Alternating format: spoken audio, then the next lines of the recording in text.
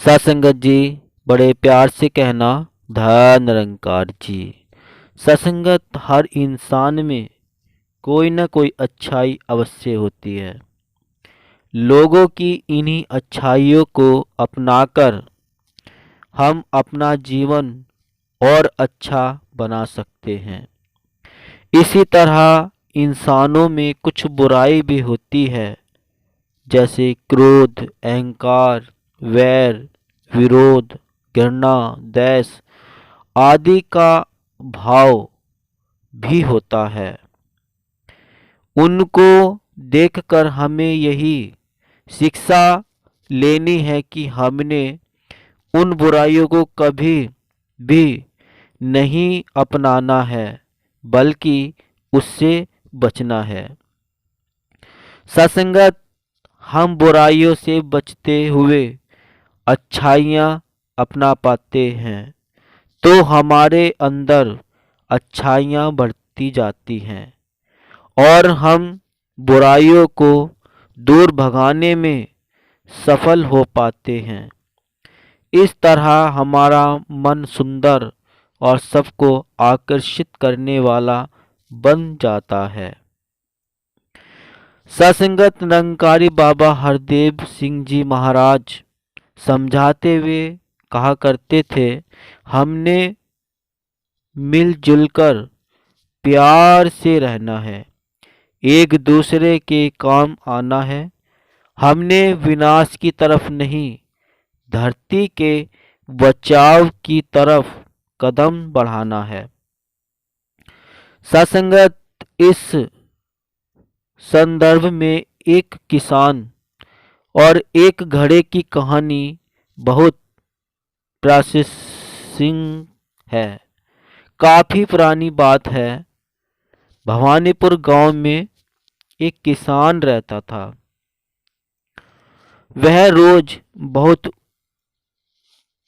उठकर सुबह दूर झरने से स्वच्छ पानी लेने जाता था। वह अपने साथ बड़े दो घड़े ले जाता था, जिन्हें डंडे में बांधकर वो अपने कंधे पर दोनों ओर लटका लेता था।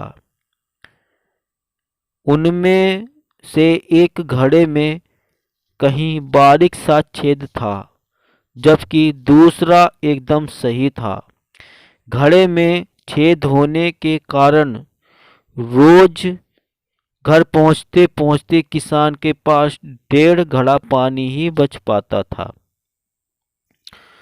सत्संगत, काफी समय तक ऐसा ही चलता रहा। सही घड़े को इस बात का घमंड था कि वो पूरा का पूरा पानी घर पहुंचाता है, और दूसरे उसके अंदर जो दूसरा घड़ा था वह शर्मिंदा था कि वो आधा पानी ही घर तक पहुंचा पाता है, और किसान की बहुत सारी मेहनत यूं ही बेकार चली जाती है।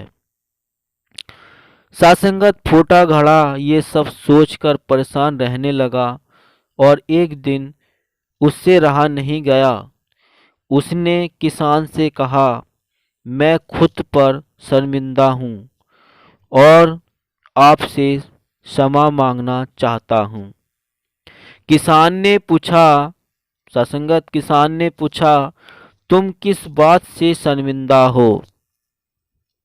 घड़े ने कहा, मैं एक जगह से फूटा हुआ हूँ और मुझे जितना पानी घर पहुंचाना चाहिए था उसका आधा ही पहुंचा पाता हूँ।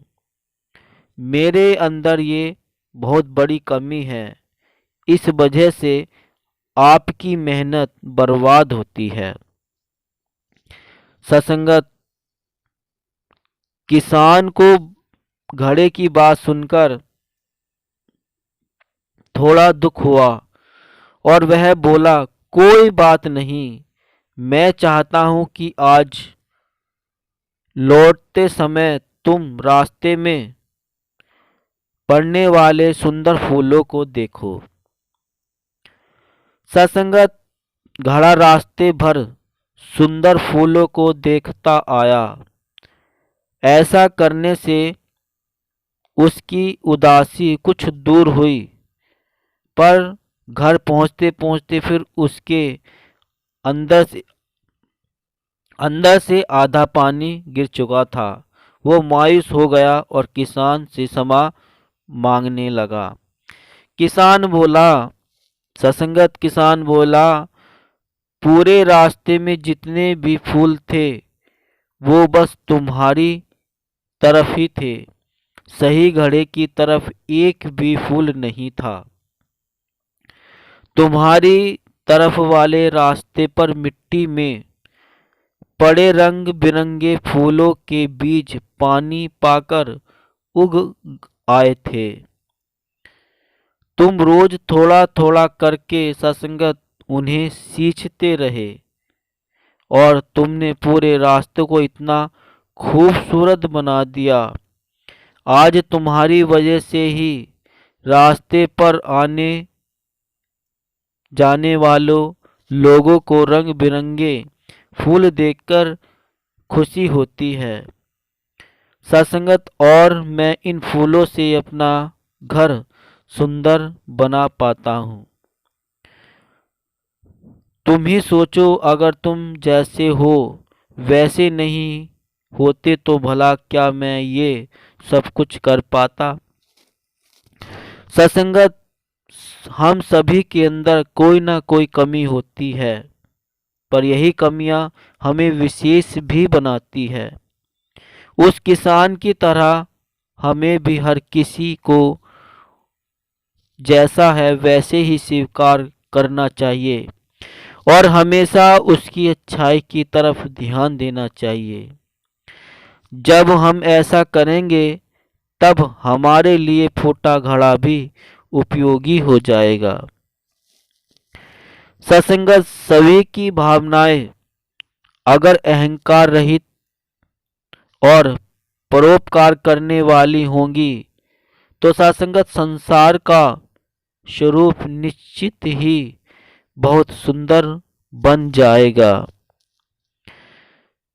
सत्संगत आइए आज से ही यही प्रयास करें कि जहाँ भी अच्छाई दिखे उसे अपनाते जाए और बुराई दिखे तो उसकी चर्चा करने में ही अपना कीमती समय न गमाए। सत्संगत ये थी किसान की एक सुंदर कहानी जो हमें यही सीख दे रही है। हमने पढ़ा सुना भी। तो सत्संगत आइए हम सब अच्छाई की ओर ही देखें और बुराइयों की तरफ नहीं। जब अच्छाई की तरफ देखें तो उसकी बुराई भी हमारे लिए बहुत उपयोगी और लाभदायक हो जाती है, जैसा कि हमने किसान की कहानी में ये सुना। और सत्संगत दास निवेदन कर रहा है, अगर आपने भी तकनीक नहीं किया है चैनल को सब्सक्राइब तो संदेश निरंकारी का चैनल को सब्सक्राइब कर दीजिए और बेल आइकन भी प्रेस कर दीजिए। प्यार से कहना, धन निरंकार जी।